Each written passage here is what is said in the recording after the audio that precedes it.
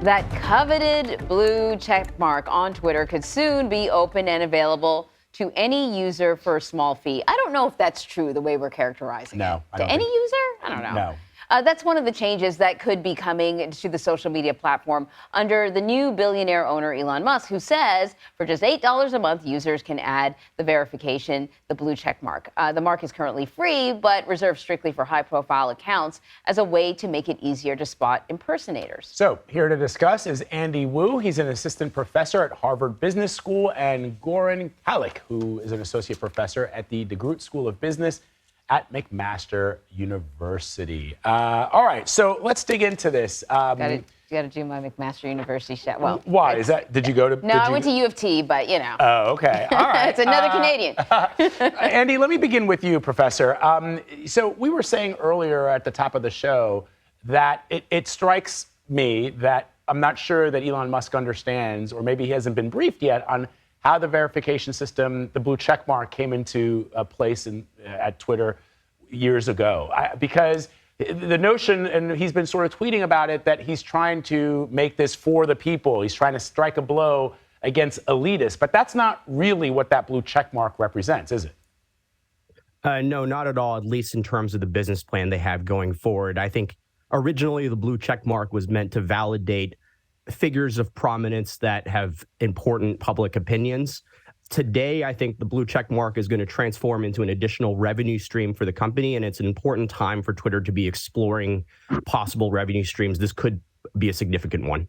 Yeah, and I will just say that all we're getting is tweets, and I sort of, questioned our own writing, because we don't know if he's just going to throw out the verification process. I don't think anyone ever said that, but he did talk about charging, because he wants, subscriptions to make up a significant amount of the revenue. Because I think he threw out something like 90%, like something ridiculous like that. But because he's losing advertising. Yeah. So what we do know is that on day one, he basically cleared out sort of the top tier of Twitter. And I'm just going to say they probably walked out with some pretty good packages, like, cash to walk out the door and leave their offices. And Elon Musk is bringing in his inner circle to help him change up the company a bit. What are the concerns, though? We know a little bit about how he runs Tesla, how he runs SpaceX, his management style. I mean, should we be concerned?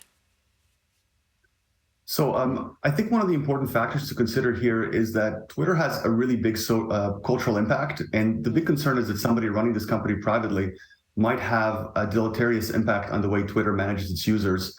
But I think it's also important to take into account that the way Elon Musk has run his other companies, SpaceX and Tesla, is really in an entrepreneurial way. He does things as they come at him. So it's a really trial and error approach. It's not very planned. So I think it's hard for us to see exactly what he's going to do with the company, whether it will succeed. And I think this is classic Musk. Yeah, so true. So Professor Wu, how does his business style diverge from the former CEO of Twitter and other business leaders? And to Anne-Marie's point, what can we sort of glean from the tea leaves from how he runs Tesla to how he might run Twitter? So I think Musk is certainly impulsive and risk-taking leader, and that's going to be quite different from what we've seen from Parag Agrawal, the prior CEO of Twitter. So Twitter has had a number of challenges for its many years of operating. It's raised a lot of money, but it's still has lost investor money and has yet to recoup that. And I think it's time to take some risks on the business. Now, one of the key things that is exciting for Musk leadership is he is a hard-charging leader that pushes his team hard. One of the challenges for Twitter is that it's actually quite inefficient as a social media business. So, for example, on the metric of revenue per employee, Twitter is much less efficient than Facebook. I think in the early days, one of the things they're going to do is going to be implementing layoffs to bring its revenue per employee metric in line with the competition. So Musk has reportedly discussed using SpaceX's Starlink satellite internet service to make Twitter available in areas where it's difficult to access. Apparently, when he showed up with the sync, he was having some sort of casual conversations about what he might be planning, and he talked about that in relation to Twitter in sort of other countries, not here in the States, obviously. Is there a concern, or maybe it's a good thing, about him weaving his other businesses into Twitter? Goran, what do you think? Yeah, I think that's a very interesting point in the sense that the era of conglomerates is over. It's very rare for companies that are so different to be run under kind of one roof. And this is what Musk is. He's kind of a conglomerate in himself. And what he's done is not unusual. For instance, in SpaceX, what they do is they use the Tesla motors from the Model 3 in some of the electrical components in their rockets. And he moves employees between his organizations, and this has worked very well for him in the past. I mean, these are tech companies, SpaceX and Tesla, heavy high-tech companies, both independent engineering. Twitter's a bit different in that sense from both of those companies. So it's quite uncertain whether that will work as well, transferring of employees, but it's not infeasible that it will. But you can certainly expect him to do it. Did either of you guys hear that he brought Tesla engineers to Twitter to look at the operating system? You did, right? Okay, so, and it was like, what would Tesla engineers know about Twitter's operating system? But perhaps what you pointed out is, in fact, what he's doing, you know? Yeah, Professor. Yeah, so go ahead.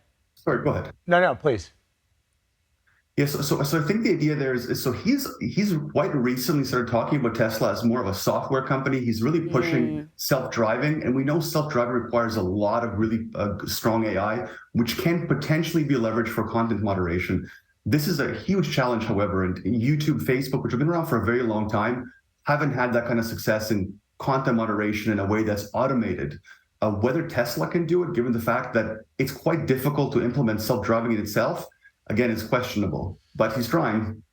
Professor Wu, let me ask you, Musk is meeting with advertising executives in New York this week, and of course, IPG is one of the world's largest advertising companies. They've recently issued a recommendation for clients to temporarily pause their spending on Twitter. So, and the reason why they're doing that, as you know, is because of moderation concerns. Look, everybody is for free speech, and that's one of the things that Elon Musk has been very, very vocal about. But to understand that advertisers, essentially, if they're going to advertise on your platform, you have to ban speech that is perfectly legal in the United States, but is not good for what you both professors know is brand safety. That means transphobia. That means racism. That means misogyny. And then, again, these things are okay to say. You're protected under the law to say those things. But if you're an advertiser, you don't want to be associated with a platform that allows this to run rampant. And this is a lesson that both of you know other social media platforms have come to learn. They realize you just can't open the floodgates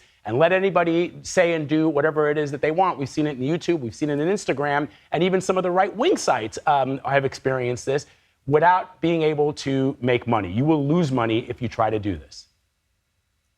Right, absolutely. I think advertisers have a real right to be concerned about what's going to happen going forward. I think we have yet to see exactly the content moderation process that's going to be implemented. What is optimistic, though, is it does look like in the coming months they're exploring the possibility of an oversight board, a bit similar to what Facebook has done, and having that board still make important decisions about what kind of content crosses the line. Now, that said, there's a fundamental tension at the core of the Twitter business in that it's primarily a text-based interface as opposed to photos and videos we see in other social media businesses. And there is a viewpoint here that a text-based business in social media is primarily founded on conflict and people arguing often about politics and contentious issues. And that is something that can be very dangerous for advertisers, but important for the core value proposition of Twitter as a business. All right. Oh, man. Andy and Goran, we could talk to you for a long time. That's a conversation we've had all day. So thank you so much. Appreciate it, guys.